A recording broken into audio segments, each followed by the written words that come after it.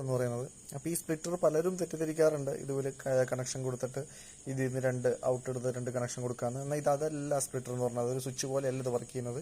അപ്പോൾ ഇതിൻ്റെ വീഡിയോ നമ്മൾ ഇതിക്കും ചെയ്തിട്ടുണ്ട്, എന്നാലും ഒരുപാട് പേര് ഡൗട്ട് പിന്നെയും ചോദിക്കുന്നുണ്ട്. അപ്പോൾ അതുകൊണ്ടാണ് ഞാൻ പിന്നെയും പറഞ്ഞു തരുന്നത്. അതായത് ഈ സ്പ്ലിറ്ററിൻ്റെ ഉപയോഗം എന്ന് വെച്ചാൽ, ഇപ്പോൾ ഈ ഒരു ചിത്രത്തിൽ കാണുന്ന പോലെ രണ്ട് സ്പ്ലിറ്റർ നമ്മൾ വാങ്ങിക്കണം.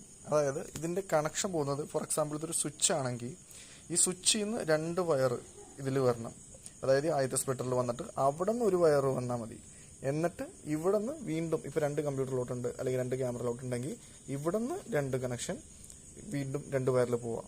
അപ്പോൾ ഇതിൻ്റെ ഒരു ഉപയോഗം എന്താണെന്ന് വെച്ചാൽ, നമുക്ക് ആ ഒരു രണ്ട് വയർ വലിക്കുന്നിടത്ത് നമുക്ക് ഇത് ഒറ്റ വയർ വലിച്ചാൽ മതി. ഇപ്പോൾ നല്ല ഡിസ്റ്റൻസിലാണ് നിൽക്കുന്നതെങ്കിൽ ഈ ഒരു വയർ മാത്രം മതി. പക്ഷേ ഇവിടെ നിന്ന് സ്വിച്ച് ചെയ്യുന്ന രണ്ട് പോർട്ടിൽ നിന്ന് കണക്ഷൻ കൊടുക്കണം.